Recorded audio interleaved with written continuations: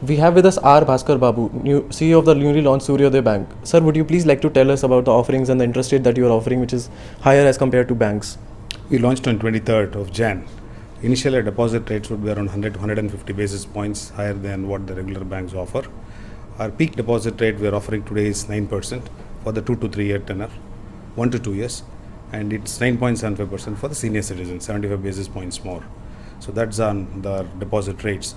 On the savings account, we are paying around 6.25% up to 1 lakh and 7.25% from 1 lakh to 10 lakhs.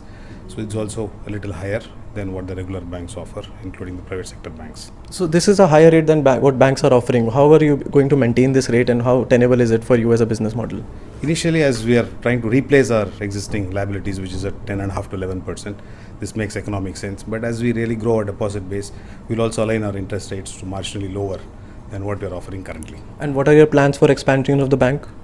We'll expand slowly. We'll be having around 6 branches by February and probably around closer to 10 branches by March of this year. And thereafter, we'll expand around 2 to 3 branches every month from May, and 5 to 6 branches thereafter. We're likely to have around 90 branches by March 2018. What about the loan disbursements? How is it going to impact your business, and how are you looking at with the launch of the bank? Is the business model going to change for the microfinance company now? The business model will certainly change, not in terms of the customer segment, but in terms of our product offerings on the asset side. Currently, we offer only microfinance loans, which is unsecured. A banking platform enables us to tap into our customers and offer holistic loan products, which include small ticket business loans, could be working capital, cash credit, affordable homes, and also loans predominantly focus in terms of business expansion. So even if we tap into our existing 7.5 lakh customers, the potential to cater to them holistically on various asset products is pretty high. And what about the impact of demonetization? Have you seen any fall in the disbursements and collections, and how is that going to impact your banking business going forward? There has been initial impact in terms of both our collections and in terms of business, but we guess that it's purely temporary.